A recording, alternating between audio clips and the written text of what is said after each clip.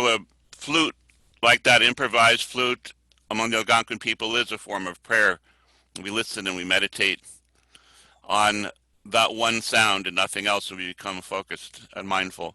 So I wanted to start with that. My name is Evan Pritchard, and originally our speaker to start and to acknowledge would be Chief Vincent Mann, who's a longtime friend of mine, and he is the clan chief of the Turtle clan of the Ramapough people. And there was a death among the Turtle clan, and he required, and I'm sure voluntarily, it's just he's very involved with the spiritual side of spiritual part of life of his people. So we regret that he's not here, but also we understand how important it is and how we all feel for those who have died from COVID-19. And so I would like to do a blessing. There's a song that's a blessing that's very appropriate. And I have a drum. I'll just do one time through. But the words, it's called the Blessing Song of the Lenape, or the Delaware. And so it's an ancient song. The words are Chile he don a day, Chile he don a day, Shuge shuge wuskute, Wuda wuda wuda wuday, Chile he don a day, and what those words mean in a very ancient form of the what some people call the Napi or Munsee Delaware language. It means it's a very amazing and wonderful thing when there's a healing, when your heart opens. It's a wonderful thing. And it's sweet when your heart is healed and you start over and you begin a new life as with healing. So you sent this blessing out to everyone, and especially to the Turtle clan of the Ramapough. Chile hey don o day oh hey, Chile hey don o day oh hey oi, Chile hey don o day oh hey, Chile hey don o day oh hey oi, Chuge chuge e wuskute wudaha wudaha wudaha wuday, Chile hey don o day oh hey oi, Chuge chuge e wuskute wudaha wudaha wudaha wuday, Chile hey don o day oh hey oi.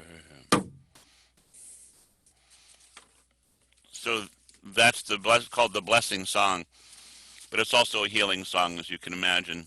And so I send that out to the Turtle clan and to all the Ramapough, but also to all the people of this land, the people surrounding what people call the Devil's Danskammer, or Danskammer Point, which has been at risk and continues to be at risk for desecration.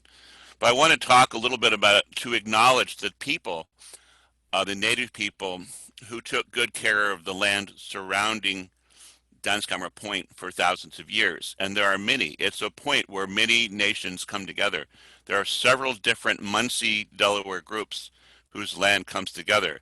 But of course, right there at Danskammer is the Waranek Munsee, and they stretch to the west. And 1 mile to the north starts the territory of the Esopus Munsee, which stretches all the way into Kingston.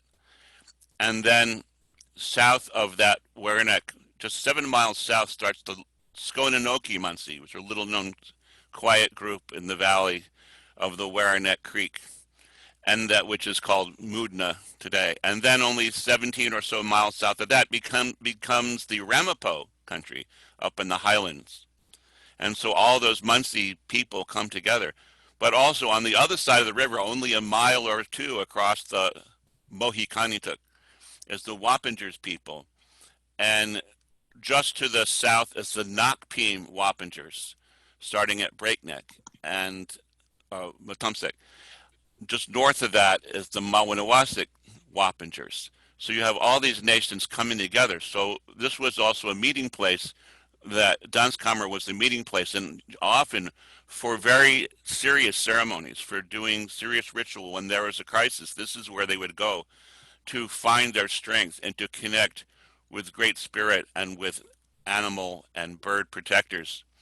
And so this is the thing that we're talking about, is that it's a place where people go to, in crisis, to not necessarily always meet and discuss, but actually, in addition, to seek that inner shamanic power. And they would have a fire, and maybe they would jump over the fire in ritual or circle the fire. So there's a lot of history here.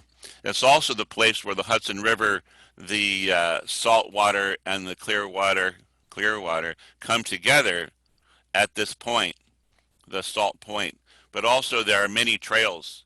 There's a trail, the River Road, which is a trail, comes right up towards Danskammer, and also the old post road just to the west. So there's lots of history here to be acknowledged, that we should all know something about this, the history of the land itself and the names that people called this land when they had that deep oneness with the land. So I just want to acknowledge all our ancestors. And there's also land keepers who are spiritual guides who consciously passed on into the spirit world. And so we ask them, we ask the land keepers for strength and guidance. We ask the ancestors for strength and guidance, and for the land itself, for Mother Earth, for her guidance in this time of crisis, or crisis within crisis. So I just want to leave with you those thoughts and send a blessing to all of us in our struggles to be free, a struggle that has been going on since 1492 for some of us, and perhaps going back into time, we don't know. So I thank you for letting me say a few words. I'm Evan Pritchard, or Bach Bahamich of the Mi'kmaq and adopted Lenape. Thank you. Thank you, Evan. For those of you who don't know me, I'm Manna Jo Green. I'm the Environmental Director of Hudson River Sloop Clearwater. And indeed, we are struggling with a crisis within a crisis, that is a global pandemic within a global climate crisis. But as the Chinese symbol for crisis includes opportunity, danger and opportunity. And so today we're going to take this opportunity to explore the potential for workforce development to create a just transition, so that the workers that are impacted as we transition to a renewable energy economy will be part of the solution. And I'm very grateful to Evan and to all our panelists, and welcome all our participants. And at this time, I'd like to invite Ross Gould to help us understand the role of workforce development in just transition, and what just transition is and is not. Ross, welcome. Thank you very much, Manna. Good afternoon, everyone. It's great to be here today with you. We do have an exciting agenda, and I'm really very glad to be a part of this discussion. My name is Ross Gould, and I am the Director of Energy and Climate at Workforce Development Institute. WDI is a New York State-based not-for-profit that works to keep good jobs, works to grow and keep good jobs in New York. And we do this with flexible, demand-driven programming. We use a range of tools, including ground-level information, workforce expertise, and funding to facilitate projects that build skills and strengthen employers' ability to hire and promote workers. Although we work across sectors, we focus on two areas, manufacturing and energy, which is the focus of our discussion here today. And I'd like to start today by telling you a little story about Paula Plant Walker, mother of two children, one 18, a freshman in college, the first child in her family to go to college, the other in high school. Paula has worked with the same employer for 22 years. Thanks to that good paying career, she has purchased several cars and a nice home. And thanks to her health insurance, she's not had to worry about her medical expenses. Now, one morning, Paula arrived at work at the fossil fuel plant at which she worked to discover that the plant would close in 90 days and that she would be out of work and out of a paycheck. Paula then spends 9 months unemployed, When she finally gets a job, that job pays 30% less, and she has to contribute larger amounts of her income to her health insurance. Now, while Paula and her family are fictional, she is actually a composite of real life stories. And this story has happened to thousands of workers in dozens and dozens of communities as coal and other power plants close. As a society, we have a history of allowing workers and communities to be devastated when power plants and other large industrial facilities close. This does not need to be the case. With the correct supports that I will discuss later, such as social safety nets, funding, the creation of job opportunities, workforce transition planning, and economic development, which are some of the tools of workforce development, as well as the concept of just transition, we can provide a transition for Paula that is smoother and more equitable. So what is workforce development, and why does it matter to those that want a zero carbon economy? Well, workforce development improves workers' skills and provides avenues for individuals to match skills to the demand. Workforce development programs provide safety nets to workers negatively affected by economic change. It's traditionally been viewed as relating to the delivery of targeted education, training, and employment support services that allow people to improve their opportunities for employment. But workforce development is much broader. It is an interconnected set of solutions to meet employment needs. Examples of what it can include are preparing workers with needed skills, emphasizing the value of workplace learning, analyzing skills gaps and developing responses, and advising policymakers on how to use funds, analyzing the impacts of policies on the workforce, and addressing the hiring demands of employers. Workforce development serves a dual function. It enables individuals to acquire knowledge, skills, and attitudes for gainful employment or improve work performance, and it provides employers with an effective means to communicate and meet their demands for skills. The goal of workforce development is to move people into a career pathway, to place workers in good jobs where there are career development opportunities. Now, why does this matter to those seeking to get to a zero carbon emissions?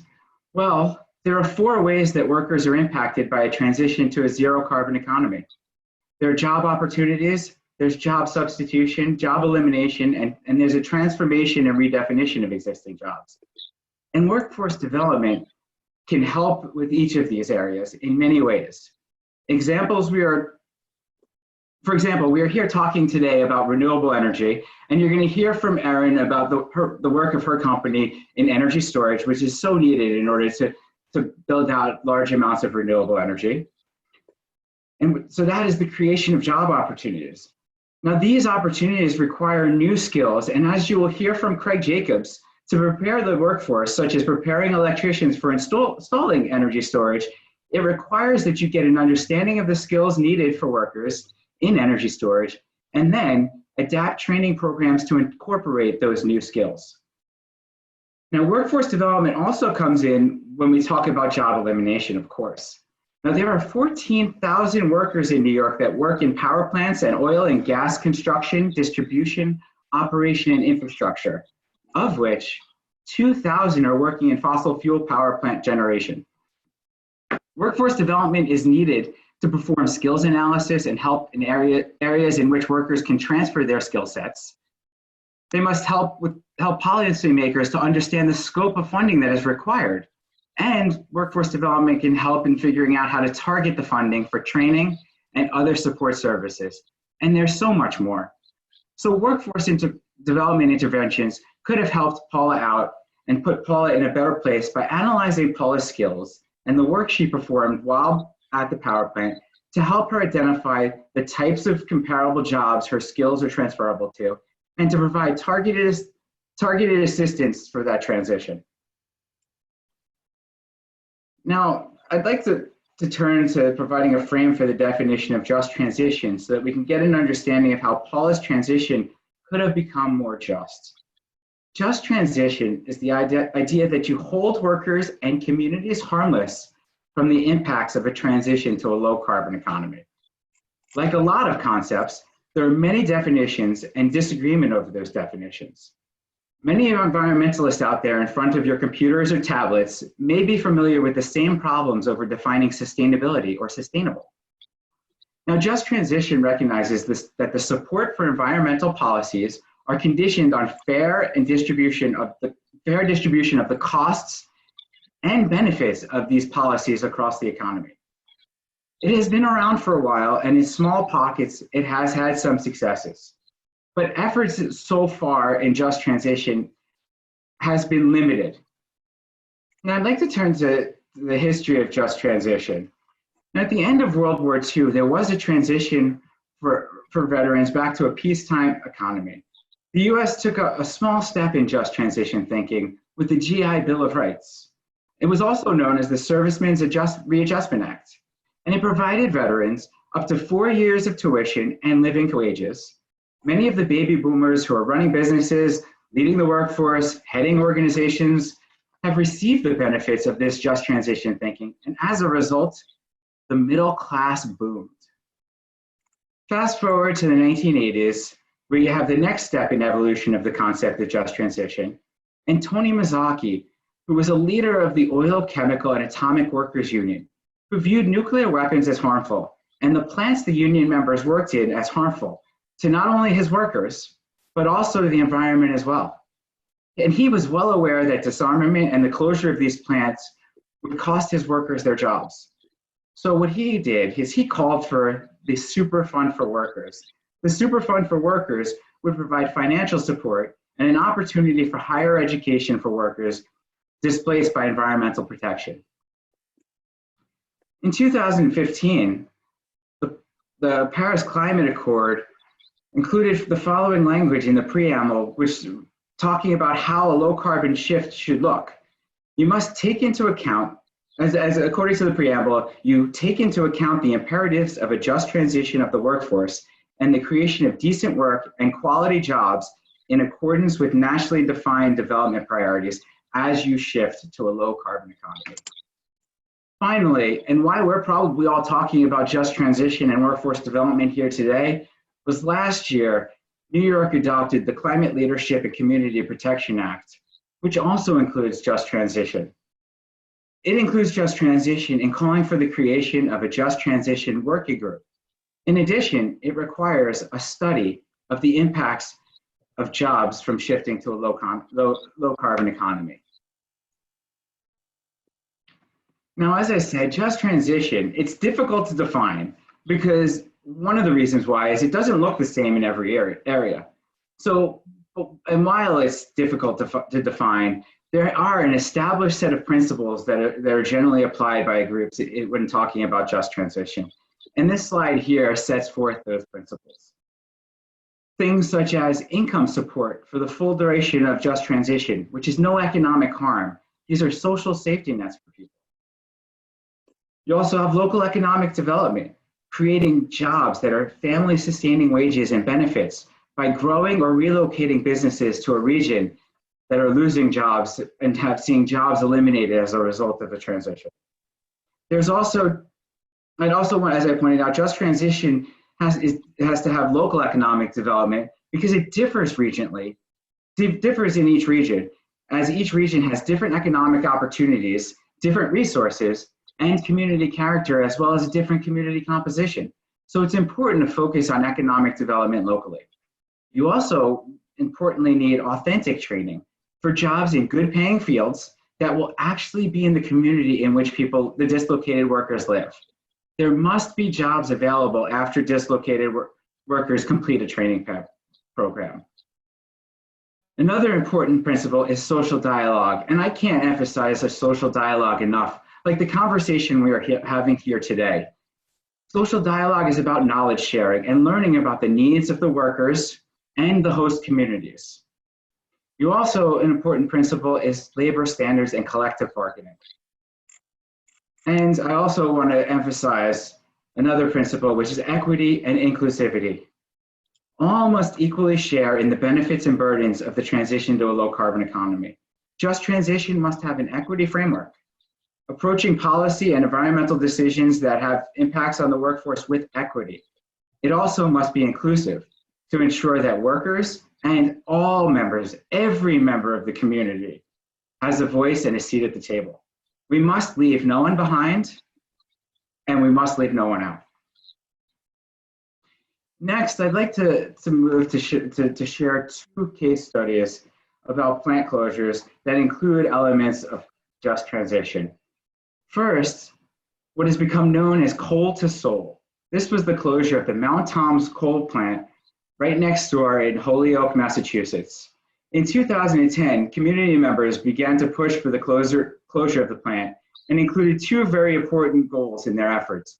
One, justice for the workers. And two, another part of our focus today, redevelop with clean energy. These community groups worked to build relationships. They had social dialogue with local area unions and the union members who worked at the plant. They prepared a transition plan that included a plan to redevelop the site for use as a solar farm.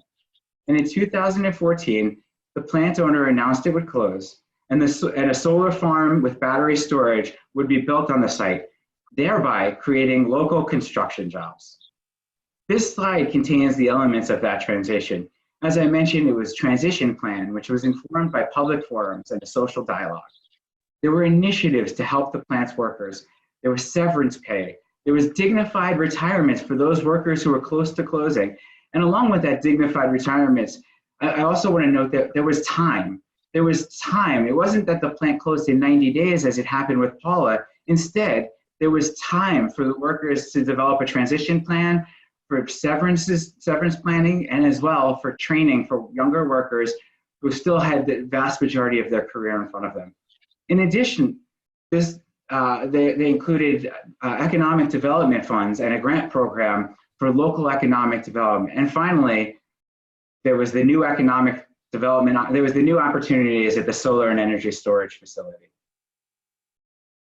Another plant closure was the Diablo Canyon nuclear power plant. This happened in 2016. It was a negotiated agreement amongst environmental groups, the International Brotherhood of Electrical Workers Local, and PG&E, the utility that owned the plant. Now, this agreement is a great example of just transition in application because it highlights, in my mind, one thing that gets missed in just transition conversation. A plant closure must provide time. This agreement to close the plant was negotiated and finalized in 2016, and they agreed to a closure in 2025. This gave a 9-year runway for plant closure, 9 years to have that social dialogue I was talking about. 9 years to put the social safety nets in place, 9 years to develop a transition plan for the workers, 9 years to assess the community's needs and develop local ideas for local economic development, and time to build relationships. Now, Diablo Canyon is also a model based on the amount of funding. Really, another important aspect is funding and what the funding will cover. As you can see here, there was $350 million placed into the closure agreement for employer retention. So the employees that agreed to stay on until closure were given a 25% retention bonus. So for workers close to the age of retirement, this allowed them to stay at the plant that they had dedicated their life to, as well as provided additional funds for them to add into their nest egg for retirement. In addition, there was a training program to transition younger workers. In this case, because it was a nuclear power plant, they were trained for the decommissioning process of the plant. There was also training for some clean energy work. In addition to the money for the workers, there was also $75 million to offset the revenues lost from the taxes from the facility that went to the local school districts and communities so that they were made whole and they didn't have to cut any services or get rid of or let teachers go or cut services for the students. There was also a $10 million grant program for economic development. And then finally, everyone agreed to include carbon-free replacement power in the future instead of replacing it with other sources. So before I wrap up, I just want to share though some words of caution because there has only been a limited application of just transition, And in some circumstances, people claim that swapping a job for a job is just transition, despite the fact that jobs lost were good jobs with families sustaining wages, and the jobs gained were low-wage jobs. Some see just transition as a smokescreen. Also beware that people call things just transition, just as they call things sustainable, when they really aren't. And there's nothing just about it, nothing just for the worker and nothing just for the community. Also, it's important to note that we are not just talking about people receiving wages for lost jobs. There's so much more than just compensation here. Good jobs bring security and dignity. They bring health insurance and retirement benefits. Just transition is not merely about paying off a dislocated worker. We're not talking just about the compensation. We're talking about making people whole and making sure that they have their security and their dignity. Also, just transition is not a one-size-fits-all approach. What works in one region or one power plant, what works in Diablo Canyon, what works for coal to Seoul may not work in Western New York. It may not work in the Hudson Valley. There are important regional and local custom and culture considerations to take into account. Plus, the workforce skills and the types of businesses in the regions differ. So while you can apply the principles, there's really no set and hard rules, no model to apply universally. Finally, while the two case studies we looked at included many elements of just transition, we have yet to see it fully implemented. For example, while Coal to Soul provided money for retraining, the amount of money was inadequate. And of course, the dislocated workers did not receive their full wages and benefits during the time of the transition. So with that, I hope I've given you a good overview about the workforce development and just transition. And I look forward to providing more information to you during our discussion and answering questions. And I thank you for your time. And I would like to turn it over now to Sandra Oxford, Executive Director of Hudson Valley Area Labor Federation. Sandra?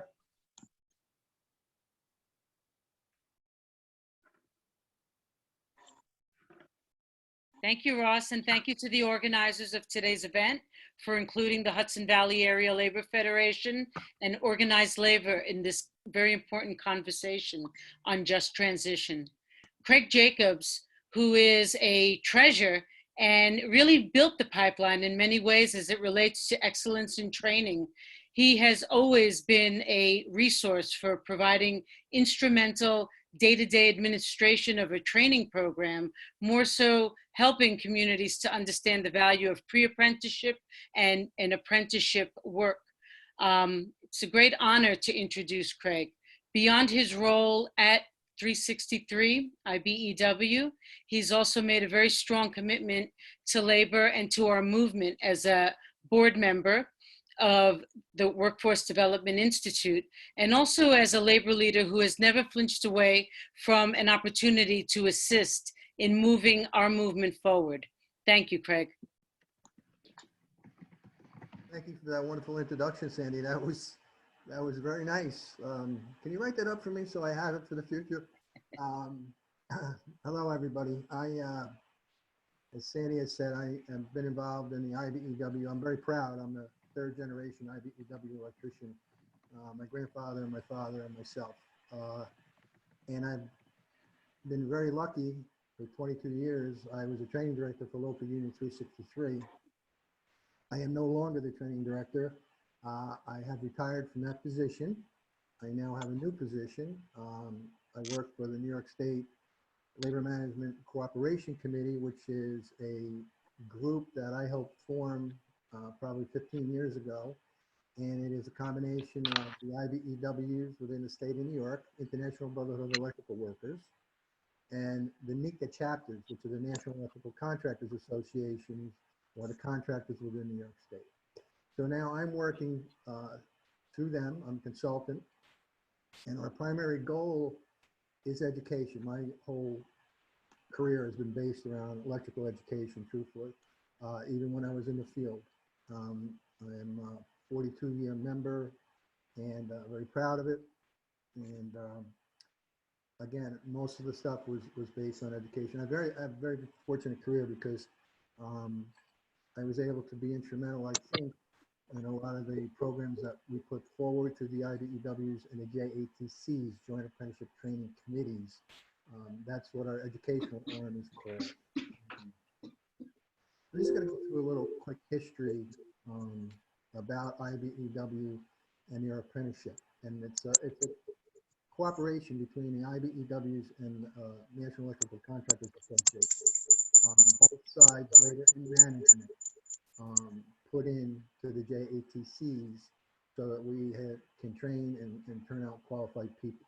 And I'm very proud of the people that I was able to put through the program in my 22 years, and I know it will continue long after I'm gone. But just a quick synopsis. The unions throughout the state of New York and the country pride themselves on quality training and quality production, which is really what it's all about. We're very happy to be involved in the energy saving world. We build things of quality. We take in people through an application process, open to everybody. It's a 5-year program, a very intensive 5-year program. It's college credit worthy. Our people can go forward and get college credits. We have a very diverse group. We have a lot of females, different nationalities. We're very proud of the people that we have, especially in the state of New York. This 5-year program covers a lot of electrical information, but today we're here to talk about energy storage. I got involved probably back in 2001 very heavily with photovoltaics. So I've lived through photovoltaics. I've lived through tidal generators out in Long Island. I've lived through wind, which, by the way, Russ Gould has written a fabulous paper on wind energy out on Long Island. It's been used and coveted throughout the country, and congratulations to you, Ross, on that. And we did Nikon batteries. We've been involved with all of the cutting edge education for energy saving. And of course, healthy ecology. But right now, one of the hottest topics is energy storage. And I know you're going to hear more about that from Erin Hazen and her company. But this is a very important role, because when photovoltaics came out, you were fine as long as the sun was out. And really there wasn't too much storage at that time because the battery technology hadn't caught up to where it is today. And we haven't created the necessity for the storage until now. So now it all makes sense. It's all falling into place. Technology is catching up with itself. It's a wonderful, wonderful field to be in right now. And, you know, we'll also talk about just transitions. The unions are always been involved with just transitions. They've always been involved with, you know, quality wages and benefits and bringing people up to the best living standards that they could possibly have in the areas that they live. And that's not a union commercial. That's the truth. Okay. I was very fortunate to be part of the beginnings of the energy storage market as far as the training was concerned. And I don't mean to be rude, but I'm going to read off a paper because it's easier. And it's not my notes, but it's what's going on out there today. I would like to stop at this point in time and thank a couple of groups. One is WDI, Workforce Development Institute. They have been fabulous. They've always supported the IBEWs in their training. They've helped us immensely when costs were prohibitive to do training. The other group that has the same hat is NYSERDA. And I'd also like to reach out to NYSERDA and thank them very much. As a matter of fact, we were just finishing up a grant with NYSERDA where NYSERDA was able to allow us to purchase the equipment to do the energy storage training, which you can't train unless you have the proper equipment, so you know what to do out in the field. And again, I thank them very, very much. But what I'm going to read right now is called ESIMPAC, okay? And this is what ESIMPAC is. Energy storage and microgrid training and certification, okay? Which is ESIMPAC. I'm not going to read the whole thing, but I'll pick blurbs out. The Energy Storage and Microgrid Training and Certification Initiative was founded when energy storage industry stakeholders identified the need for a nationwide contractor network that possessed certified expertise in the safe and effective installation and maintenance of energy storage and microgrid equipment and systems. Well, that's a big mouthful, but this initiative was taken on by Penn State University, and it was done in cooperation with the IBEWs and AMICAs throughout the country. It really was born a little bit out of California. They worked very hard at this. They deserve a lot of credit for all of this. But they developed a program. And the most important thing about this training program, because that's what it is a training program, are the standards. You can get a certification just about anything today, but if you don't have the correct standards and you don't meet the correct standards, in my opinion, you're wasting your educational time.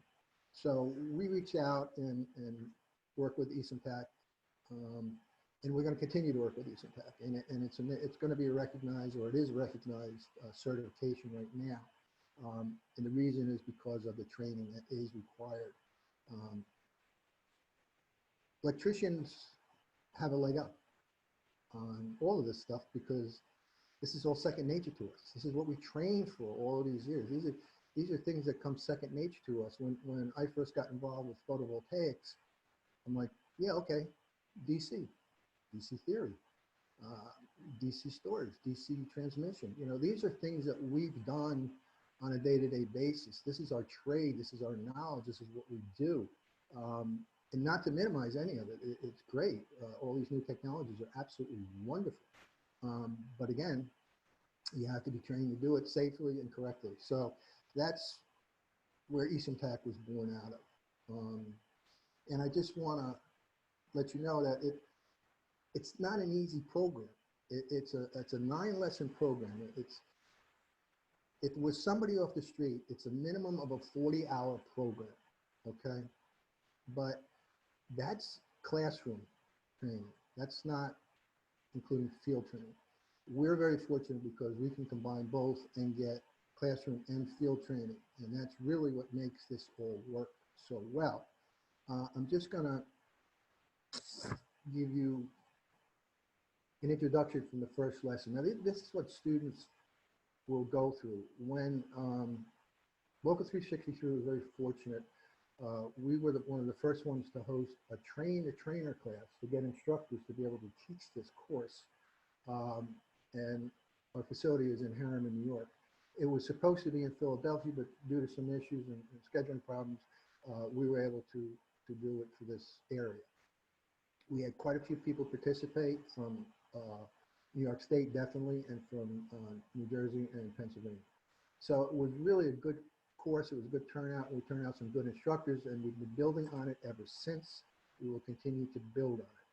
But I just want to let you know, again, it's 9 lessons, but aside from the 9 lessons in the 40 hours, there's also labs involved because, as we know, batteries can be a dangerous situation. Electricians have worked with batteries for many years. Back in the day when I remember starting out, I did a lot of work with IBMs, and IBMs had a lot of big battery storage buildings for the simple reason that their computers ran on DC at that time, and they could not be without power. So, you know, we've had experience and history with batteries. I just want to read an introduction, and this will kind of set the tone. This is lesson 1. With an ever-growing demand for electric power and desire for clean energy, a movement from traditional power production to alternative methods has become more prevalent. The use of renewable resources has started a trend of more locally sourced power production. This has led to the development of microgrids and opened the door for incorporation of energy storage and associated benefits.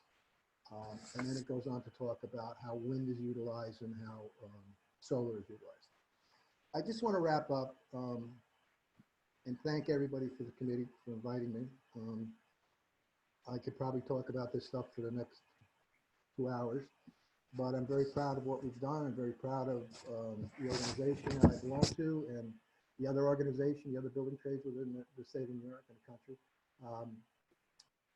And that's about it. If anybody, has anything else, they have any questions, they can direct them to me. But that's basically my wrap up. Thank you for this opportunity. Okay, wonderful. Thank you, Craig. Now I have the great occasion to introduce another labor leader here from our area, Rob Pinto, CWA 1120. He is the assistant to the president. And more than anything, Rob is one of these people who has always been part of the boots on the ground and just getting involved where the grass meets the roots. But he's also, through his leadership at the Dutchess County Central Labor Council, been an inspirational person. Our movement, the labor movement, is really reliant on people who have a vision and who are able to move others in the right direction.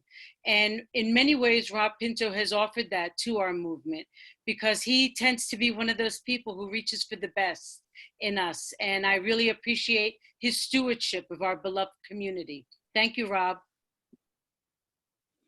Thank you, Sandy. You are a true value to the area, and I thank you for all you've done. First of all, I'd like to say happy May Day to everyone. Happy International Workers' Day. It's a great day for us. It's a great day for labor. It's a somber day also, but it's a day for the worker. I'd also be remiss if I didn't mention our brothers and sisters at Teamsters 445 out social distancing, picketing the new Amazon warehouse in the Hudson Valley. Amazon is a prime example and the antithesis of what we want to accomplish here and what we're striving for here with this collective. The transition to a renewable energy market is an opportunity for labor, business, and environmental groups to unite. The reality is renewable energy is the future. Labor has a clear path to help lead this transformation. The failure or success of a just transition depends on connections, flexibility, and communication between all of us. The future of labor is woven into a just transition. The future of labor depends on a just transition. The roadmap for us, the roadmap for transition depends on our environmental groups, labor groups, businesses, and the community breaking out of our silos. Each of us has our own silos we get stuck in sometimes. We need to break out of those silos and come together for the common good, for the collective. Far too often, we've been at different sides of the table on this and fighting against each other on this. I thank Manna. I can't thank Manna enough for bringing us all to the table together. And this is the way to move forward. All of us together, we have strength and we can move this forward in a positive way. And it's good for the collective. Labor is going to be a forefront of this, and I think we should be at the forefront for this. We're going to be using project labor agreements to build these factories or these facilities. We're going to bargain good wages, fair wages, good benefits, and that will benefit the community because if the community has good jobs based on this, they have a stake in the market here, which is really what we want. And I believe that the transition, just transition is a way to save this economy also. Obviously, COVID has taken its toll on this economy. Millions of jobs have been lost and, no pressure, but I think this is a chance to save not only the economy, but this planet. And I think this is a great opportunity we're having here. And it's an awful thing that's happened with this COVID, but it's an opportunity. This is really where we can save the world and save the economy, no pressure anyone. The poor and the working class, we're labor. The poor and the working class are our bread and butter, and the poor and the working class are disproportionately affected by climate change. We as labor have a responsibility. Our founding principle is an injury to one is an injury to all. So this is why labor has a responsibility. We have a responsibility to be in the forefront of this transition, to lead. Be a part of the leadership, be a part of the discussion. In this transition, there, just like Ross said and Craig said, there needs to be an investment in the workers. The investment in training, WDI is critical for these workers. Social safety nets are critical for these workers. Again, it's going to be everyone getting outside their silos and working together. The future of the new markets has to include, the workers displaced also here. So workers that have been displaced from the fossil fuel, we really have to, it's a priority that these people be involved in the just transition. Workers have to have a seat at the table here. So when we're talking about this, I'm so glad Manna brought us here, because workers really need a seat at the table. We can really help move this forward. Labor has a responsibility here, and I can't say it enough. Labor has a responsibility, and not to just tunnel vision on jobs like we have done in the past. We get tunnel vision on the jobs. We really need to stand. We need to be activists in the level. We need to stand shoulder and shoulder with environmental groups. We need to get, and I'm going to say it 100 times, we need to get outside our silos, and labor has to get outside its silo. We get tunnel vision sometimes on jobs. The reality is we're all fighting for the same thing. And unions, the labor's most important member is the earth. We need to take care of that. And I'll end with, I can't thank Manna enough. I think what she's doing here, bringing us all together, I think is a great thing. I think it's the way to move forward. Way too often we've been at odds on this issue. We've been at odds, and to get together at the same table and fighting in the same direction and pushing in the same direction and having a conversation where we're actually hearing each other, not talking over each other, is a great thing. I thank all the panelists. I thank all the participants. And I urge everyone to live by the 3 words that labor always lives by: educate, agitate, and organize. I thank you. Thank you. I just want to remind folks before we bring on Erin Hazen from GlidePath that there is a Q&A, there's a chat, but there's also a Q&A part of down at the bottom of your screen. If you have questions, Councilman Anthony Grice and I will be moderating a half-hour Q&A with the panel. So get your questions in as you go along, and we'll be watching for them. And with that, I'd like to welcome Erin Hazen of GlidePath, who has a really interesting story to share, and also to stress the importance of storage, all forms of storage, but in particular battery storage, to ensure reliability of the grid in the transition to a renewable energy economy. So welcome, Erin. Thanks so much, Manna, and thanks to the organizers. I agree with Rob. It's pretty special to be able to bring this group together. I think a lot of the key stakeholders are here at the table and in attendance. So really look forward to continuing to work together in this fashion. I'm going to share my screen and go through some slides on energy storage. Fair warning, I can get wonky, so don't hesitate in the Q&A. Any questions you have after that, let me know, and I'll try and go through this quickly. All right, so let's go ahead and share my screen. And okay. Is that working yet? It is, Erin. If you want to click on to start the presentation from the beginning, you can do that, or you can go from here. Sorry, my internet, good timing for internet connection to be unstable. Okay, so we should be on the main screen here. So I'm going to go through why storage, why it's important in this transition to a renewable energy electrical grid in New York. A little bit about how it works. There's a lot of misunderstanding about really what it is. And then just show you some details of some projects that my company has developed and is working on in New York.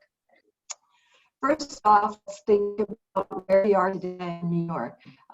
You are truly blessed to be in a state that has among the most progressive and ambitious renewable energy policies and targets in the country. This Climate Leadership and Community Protection Act is truly going to revolutionize your grid and your economy. That doesn't come without its challenges. The current state of affairs, you have about 62 megawatts of battery storage installed, according to the NYSERDA website. And there's a lot in the pipeline. There's over 360 megawatts of energy storage that have been awarded incentives so they'll be coming into construction fairly soon. By 2021, we expect that slate of projects to be complete. And there's a whole lot of storage in the pipeline behind it. So there's a very rapid build out of energy storage in the state, and it will be throughout the state. So in many of your communities, there may already be projects underway or soon to be proposed. So that's important. As my company, I'm a developer of energy storage. We develop, build, own, and operate these facilities throughout the US, but we're very active in New York as well. And it's helpful to any developer that the community we're working with understands what we're proposing. So there are there's a long way to go though. So you have currently about 64% of your energy grid is dependent upon oil and gas. And we look at the targets. Your targets are to raise clean energy standards to 70% renewable electricity by 2030. Increase the distributed solar deployment to 6,000 megawatts. That's a huge increase by 2025. 9,000 megawatts of offshore wind by 2035. And underpinning all of these changes is a target for 1,500 megawatts of energy storage by 25 and 3,000 megawatts by 2030. So again, if you think to the previous slide, there's still quite a long way to go. So kind of put your seatbelt on. This is going to be an interesting decade in New York. Why storage? What role does it play on the grid? In the NYSERDA, in the storage roadmap, you can see here it's one of the key benefits to the environment and to this transition to renewables is it will reduce electricity coming from the dirtiest power plants on the New York grid, which are peaker plants. On hot summer days and other times where demand exceeds your baseload generation, you have these peaker plants standing by, running on idle, there if needed. You know, this transition, so with storage, we can reduce the emissions from these plants, improve your environment, but also create a heck of a lot of jobs. So the projections are up to 30,000 New Yorkers employed in the storage build out by the year 2030. That's not, that's not nothing. It also, storage as a technology and solution enjoys a lot of support from the leading environmental advocacy organizations. You can see a selection of them here. These are some of the major heavy hitters. We have worked closely in New York with Scenic Hudson and New York League of Conservation Voters, for example, and other groups in and around the Ulster area on projects. And it's been a tremendous collaboration with these groups. All of them, their input has improved our projects, and we welcome that kind of collaboration. Okay, so now we get into the wonky stuff. What is storage? What does it do? Well, it can do a lot of different things, and that's part of the challenge of saying what it is and kind of wrapping our heads around it. And it also can change depending on where you apply the storage. Where do you connect it? So you can connect storage in a very centralized way at the transmission grid level, so the high voltage lines, the big utility substations. You can also connect it at the distribution level on the grid, so the medium voltage lines that more directly serve a community. The power lines that run down your street are an example of the distribution grid. And then you finally have behind the meter. So on your property or on the industrial property itself, behind their electrical meter, storage can be installed. It can do a lot of things, but it does them better at some locations. So in the chart I've got on the screen, I won't go through every part of it, and it's just something you can kind of take a look at and study a bit more. But you can see when storage is deployed behind the meter, it does help the whole grid, but in smaller ways. So it will depend on much broader application of storage at a behind the meter level to have a real impact on the grid. And the challenge here is it's not as economical, right? Storage, without the economy of scale that you have at a utility scale project, storage is still would be an expensive proposition for most homes and most businesses. Some of the benefits are that storage can help extend the availability of renewable energy. So if you have solar panels on your roof or in your community or your utility has solar installed, this can help, you can store some of that solar and wind when it's being produced during a time where there's not much demand on the grid, and then you dispatch it later, right? So you can then extend the use of solar or wind beyond when those resources are blowing. It can help defer the construction of new facilities. Utilities are obligated by regulation to have enough generation on the grid at any given moment to not only satisfy current demand, but kind of demand plus the worst they've ever seen. It's simplifying it, but the more we can kind of flatten those curves, we talk a lot about flattening the curve of the coronavirus. It's also important in electricity demand. If we can flatten those curves, you don't have to build new power plants to just sit there just in case. It can offset the power supply fluctuations caused by intermittent resources, wind and solar. Wind and solar, obviously they're not always available and they can be a little lumpy, if you will, and that can strain the grid. So it's a challenge. The utilities have the tools to manage it, but it does make things more complicated, and it can affect the resiliency of the grid when you have power supply that's jumping up and down. And finally, it can really help relieve transmission congestion as we move power through the region. If you think back on the graph I showed, or the chart showing where solar and wind is developed in New York, most of it's upstate in western regions. Most of your demand is obviously downstate and in the city. So New York has a lot of complex requirements to move power through its regions, and storage can greatly help that. On this chart, I've decided to circle green the key renewable energy benefits that storage provides. So again, it increases the renewables consumption. It helps with resource adequacy. As you're building out lots of new wind and solar, but also closing down some legacy generation like Indian Point, there's going to be a tremendous pressure on the resource adequacy of your grid. And it can defer construction of transmission and distribution lines by relieving that congestion. So the cheapest and the greenest power we have is the power we don't use. And the greenest type of construction project is the one we don't have to do to avoid those resource demands. So again, storage can help in a lot of different ways. I'm going to go through just two functions that are a little bit, where storage is probably most likely used in New York. One of the key ones is it smooths out demand and power supply. The grid really wants to be in balance, right? It wants power and supply and electricity demand to be absolutely balanced at any given moment. And unfortunately, that's just not the case. So on this page, you can see, let's pretend that solid line is the available power supply. We're going to pretend it's just a steady line. That's not really the case. And then you also have electrical demand, and that wildly fluctuates minute by minute. And we have to, in the utility industry and in the generation industry, we have to try and balance that. So what batteries can do is, when there is excess demand, more people have their lights on and their air conditioners, and the industrials just fired up all their lines, there's more demand on the system than supply.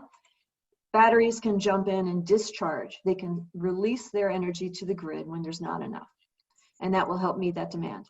Conversely, there are times when there's more power on the grid than is being used, and that's equally a problem. That's equally destabilizing. And in those cases, that's when your batteries are going to switch gears and start charging, and they're going to pull that power off the grid so that it remains this nice balance. Another key way is in that reserve capacity. So As I mentioned, the grid has to react minute by minute to fluctuations and also in little broader strokes in kind of big chunks, such as late afternoon on a hot day. What we've done in the past is, and still do, are peaker plants, and many of you on this call are familiar with what those are. They're fossil fuel fired. They're fast responding, faster than a big coal plant, for example. And when they're expected to be needed, they're kept online just idling. And the whole time they're burning fuel and using water and increasing air emissions. In contrast, battery storage can fill that same purpose. They can be there on standby without any emissions, without water use, or without fuel consumption. Peaker plants can take about 10 minutes, sometimes more, to get up to speed and hit that full output. So when they're called in, it's a lot like drag racing with the semi, right? So even though they're fast acting, faster than our base load, picture someone trying to drag race with a semi, and that's what's going on in that plant. Again, in contrast, a battery facility can make that switch in milliseconds. So my facility can switch from 0 to 20 megawatt output in milliseconds. So it's a big improvement. It's going to transform how the grid works. It's going to make it more resilient, more efficient, and all those things will help our environment. Quickly about some of the project details. So folks who haven't seen it, it may be coming into your community soon. You know, there's the good, the bad, and the ugly. The first is it's ugly. So there's really no way around most energy generating facilities. They're not the prettiest things to look at, just to be totally straight here.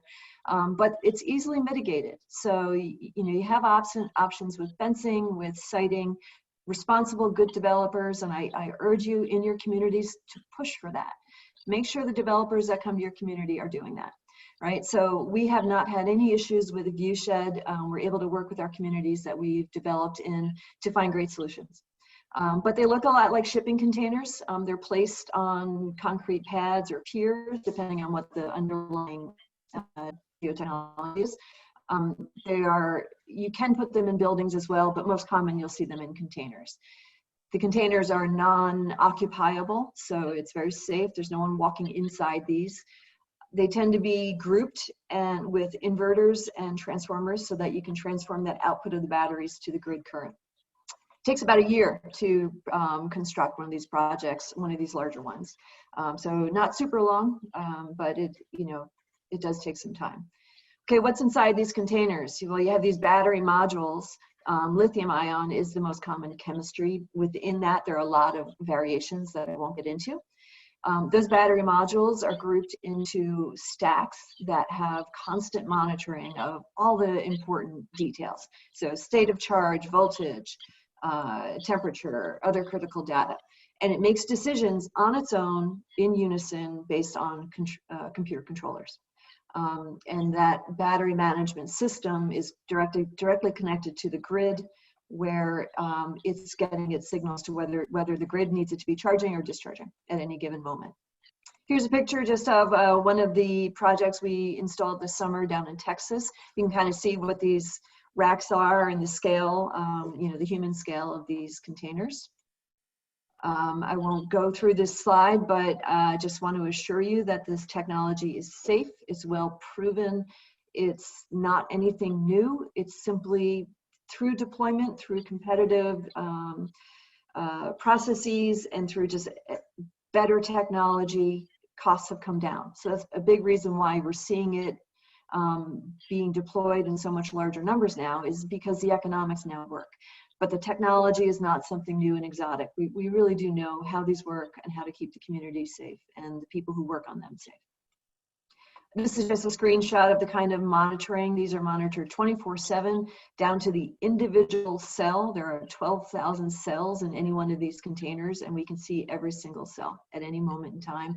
And it has automatic shutoffs, fail-safe protections to make sure that things stay at the right temperature and disconnect from the grid instantly if it detects any kind of fault. These are some pictures of projects we have developed. They are in construction, but currently paused based on the work restrictions going on in the state right now. We look forward to jumping back in and finishing construction this year through early next year. They are located in Ulster, New Windsor, Highland, and Catskill. So finally, last slide, the kind of key takeaways I hope you go with is, storage is environmentally safe. It's supported and backed by the leading advocacy organizations. It helps get peaker plants off the grid or reduce our dependence on them. And that's a huge benefit to the environment with no emissions, water use, or fossil fuel consumption. It adds to the grid stability and resilience, which would be critical. It's a very important enabler for wind and solar to increase their deployment in the state. And it's transformation. New York is going to be radically transformed for the better, and it's going to be an exciting time. With that, I turn that back over to you, Manna. Thank you. Thank you, Erin. And I would like to remind everyone that there's a special box to enter your questions. And please enter questions, not comments. You can make comments in the chat, but we want real questions. And I'd like to, at this time, invite Anthony Grice to co-moderate the question and answer session. Anthony, you're on mute, so just a reminder to come off mute, and if you can, there you go, welcome. Yeah. Did you find some questions from our listeners that we can ask the panel? I have a couple, but why don't you go first? So I did, but before I begin with the questions, first I want to thank everybody on this panel. I know the hard work that we put into it. Also, I did want to thank my colleagues. I know that Councilmember Mejia is in attendance, and I'm not sure about the others. But whenever we're talking about a just transition or anything like that, it really takes a lot of political will. And so I'm very proud to serve with those members on city government. There was a question that I did see in the chat. And so I'll start with that one first, just to get that moving along. And then we'll jump to the ones that are in the questions. What we're going to do is, in the questions, there are some statements. We'll try to make those into questions, but if not, and then hopefully if we don't answer your question or if it's a repeat, we can get to it at a later time. So the question in the chat was, putting aside cost, and it was given at 2:10 p.m. Putting aside cost, can we safely find a way to green New York City now while we put a moratorium on fossil fuels while demand has dropped significantly? Should I reread that question? Yeah. Okay, I'll slow it down. Putting aside cost, can we safely find a way to green New York City now while we put a moratorium on fossil fuels while demand has dropped significantly?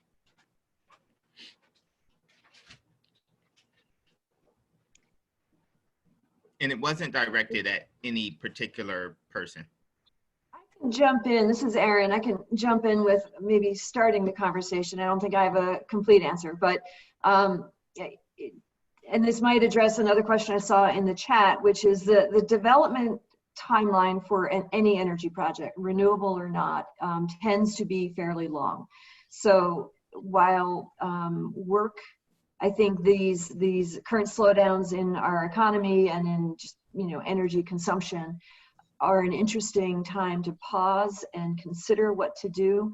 It's not really long enough timeline to enact any immediate solutions. I would say the work is underway thanks to the goals that have been set by the state and the incredible work being done by NYSERDA and other organizations. So I think to track that progress would be great to visit NYSERDA's website. That is, and I don't want to speak for them, but they do have a great website with lots of information, and that's nyserda.newyork.gov. And there's lots of trackers and whatnot. So you can see the progress and where we're heading. I'm going to jump in with a supplement to that and say that in the budget bill, we passed accelerated siting in New York, and that's going to help. There's also a lot of offshore wind that has been bid out and is going to be developed off the shore of Long Island. That'll be coming into the grid through Long Island. And I want to refer people to Dr. Richard Perez just published a paper saying that New York is going to have to sort of divide up its responsibility to provide renewable energy to the cities, New York City primarily, but other large cities where there isn't enough space to provide the full amount of power that they need. So for example, the counties in the Mid-Hudson region will need to build more than they need and more storage. So there's a lot being done to accelerate that. And fortunately, we are using less electricity and generating less greenhouse gases right now, but that is a real challenge and a real opportunity to figure out how we can keep our consumption down and accelerate the implementation of renewable energy infrastructure. But the state really is taking a lot of leadership, and I think accelerated siting is a big step forward. And Betty, you're allowed to add in, you're pretty knowledgeable on this. If there's anything you want to add to that question, then we can get on to a few others. Oh, thanks, man. I think you covered it, and what Aaron said is right. This is all underway, but we can't just flip a switch, unfortunately, and make fossil fuels go away tomorrow. But we're working as quickly as we can to implement these solutions, and it's a big lift, but hopefully we're going to do it. I did, since I have the floor, just want to mention really fast that we are doing another one of these webinars, online teach-ins on May 12th, specifically on storage. So we can send a follow-up email about that, but we'll be going into a little bit more depth about the important role that storage plays in the transition off fossil fuels to clean energy.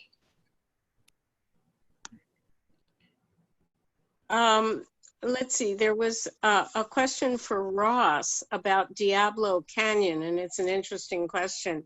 Who pays for all that infrastructure and all the initiatives, rather, and for the renewable energy infrastructure for Diablo Canyon? It's a great example, but who ends up paying for that? Well, as with any energy project, whether it be nuclear, oil and gas, or renewable, at the end of the day, the people that pay for it are the ratepayers. That's every one of us sitting in front of our computer screens. And in that or case, in another way, that it's not just ratepayers. Some of the funding for Diablo Canyon also came from California's general fund, so it's also taxpayers. So it's, it is us. It is Manna. It is Craig. It is us. We all pay for it in one way or the other.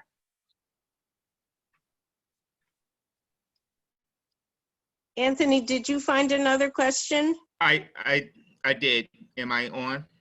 Okay, yeah. So this one is actually a two-question part. Can panelists speak to specific workforce development programs for indigenous nations and societies? And then the second is a lot of this conversation is focused on labor in the United States, but just transition needs to address the implications in the global South where exploitative conditions are a part of the supply chain and renewable manufacturing. What is U.S. labor doing to be in solidarity with international labor to avoid these injustices? And I'll read that second one, well, I'll read the first one and then I'll pause, and if I need to read the second one, I will. Can panelists speak to specific workforce development programs for indigenous nations in society and societies?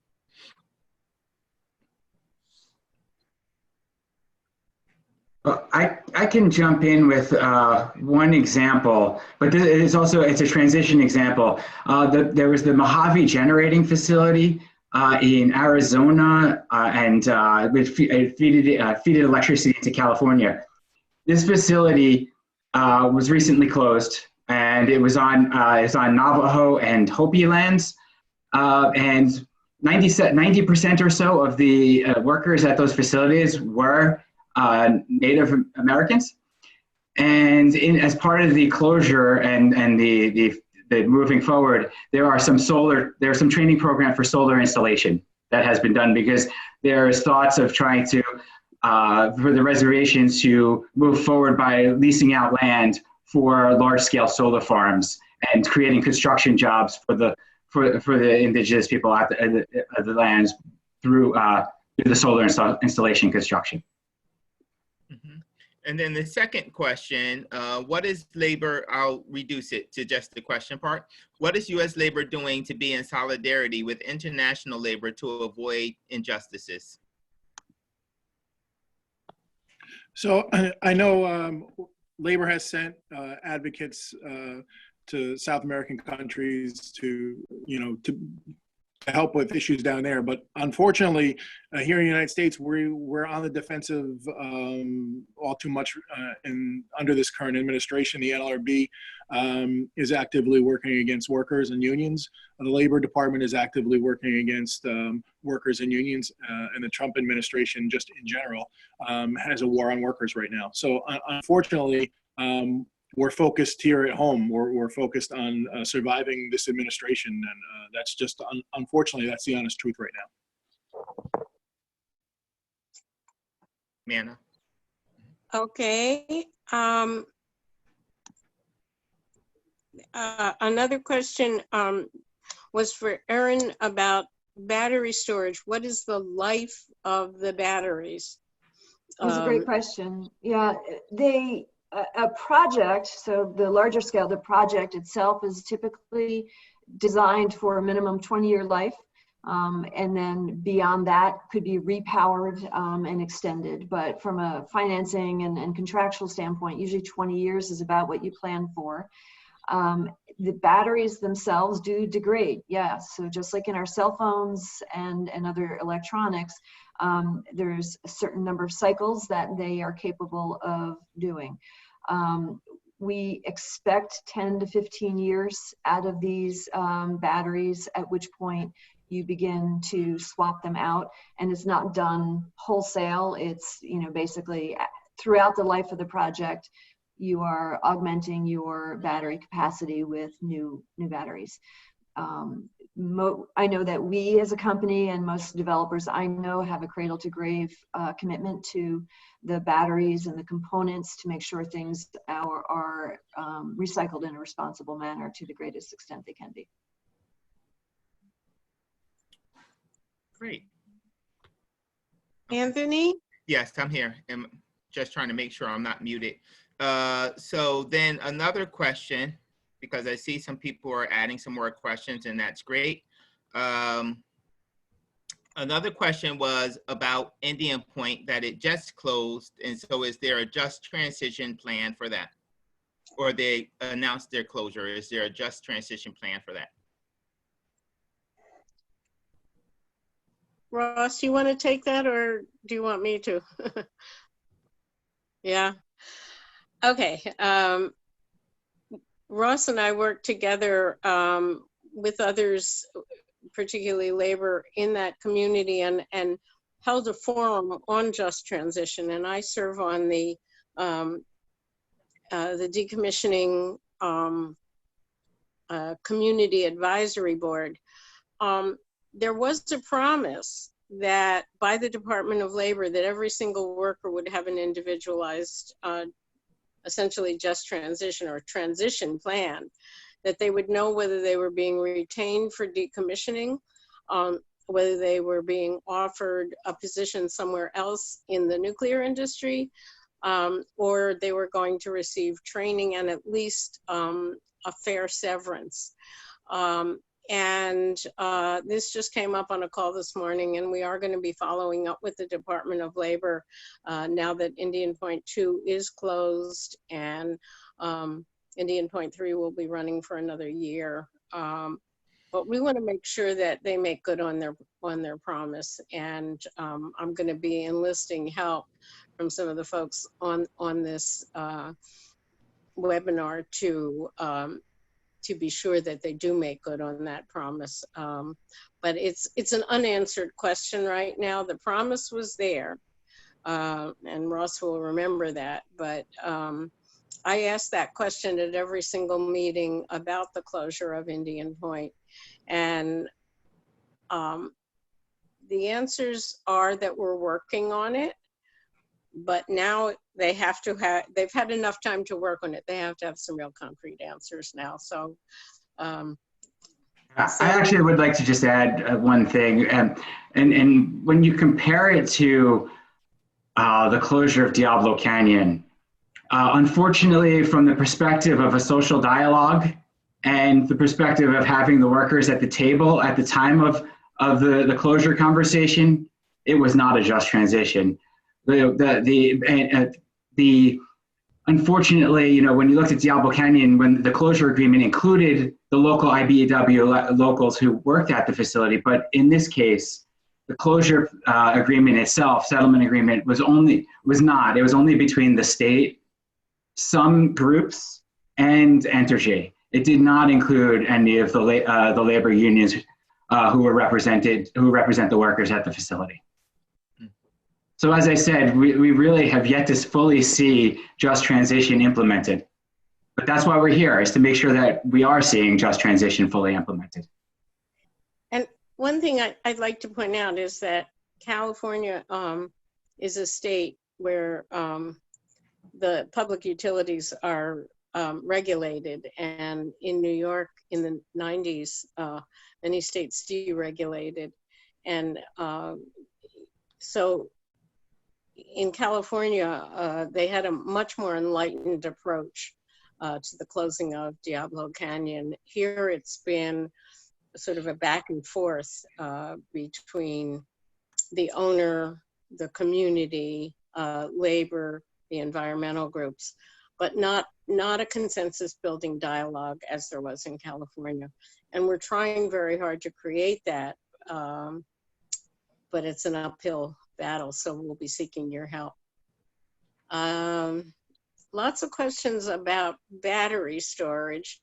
Anthony, do you have another question, since I Well, yeah, so, and that's what I'm noticing also, a lot of questions about battery storage. So I'm trying to see how we can put those all together into, because one question is asking about any New York State, any utilities in New York State that's serving a celebration regarding their efforts to bring battery storage onto the grid. And then the other one is asking about the sustainability. So if we can lump the sustainability and use and long-term availability of lithium and rare earth materials used in battery storage systems. So if we can kind of combine that into one question, and I Ms. Hazen will be the best. Sure, I'll start and then anyone jump in. So for utilities, I think all the utilities in New York are taking a hard look at storage and how it fits on their particular grid and how it can benefit them, but also protecting their ratepayers and wanting to be cautious about those concerns. Right now, there's active RFPs out for storage solutions being offered by National Grid. Who else? NYSEG has a RFP, Central Hudson, RGE. So yeah, there's a number of utilities that are very active in that space. Sustainability, so of course, it's always a challenge. There's extractive resources or processes required in manufacturing of batteries. That is always a concern. Other solutions are being developed, but there's other types of batteries. They are not currently widespread nor economical. And the one way we can look at this is, the greatest threat to us right now is climate change and reducing emissions and harmful effects of the fossil fuel industry. While the industry and while researchers work on ever better battery technologies, we can make a real impact now with responsible recycling and other commitments attached to using the materials that are available now to help support this transition to wind and solar. So I've been through the transitions in wind and solar from when they were too expensive and no one had them to wind is everywhere, and wind and solar are both the cheapest forms of electricity out there, and that's a huge benefit to our environment and to our economy. So that's the view I take on it. I know it's not universal necessarily, so it's a great question. I want to be mindful of the time and remind folks, since so many of the questions, really good questions about batteries and battery storage, that we will be sending everyone a link to a webinar that is exclusively on battery storage. Erin Hazen will be part of that, along with 3 other experts, including one from NYSERDA, to really go in to depth on these questions about batteries, about the recycling of batteries. Are there, toxic implications, fire questions about fire, etc. So that's scheduled for May 12th, and every single one of you will get an invitation. Betta, what time on May 12th? 1 o'clock? Yes, 1 o'clock on May 12th. And all of the other questions, we will save them. This webinar has been recorded and will be posted as soon as possible. And you'll all get that link to share. And I want to just thank every single one of our panelists and the technical support from New Yorkers for Clean Power. The solidarity of the labor unions and my co-host and co-moderator, Anthony Grice from the city of Newburgh.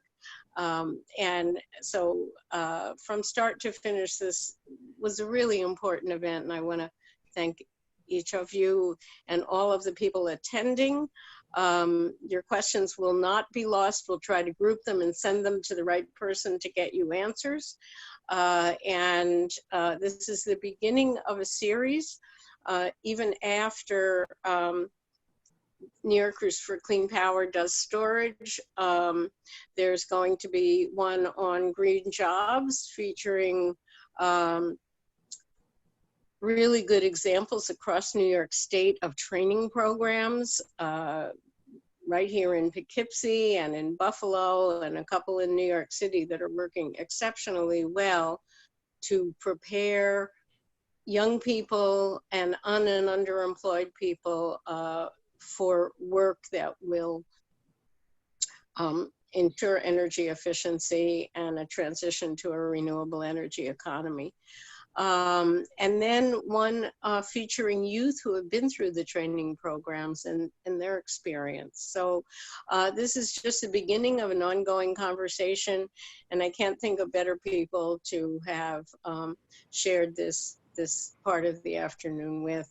And thank you all very much. Anybody else have a closing word, or shall we just thank everyone and revisit this over time? Well, I can say La Pitchka now in Muncie means we'll all see each other again. Thank you. Perfect. All right. Thanks, everyone.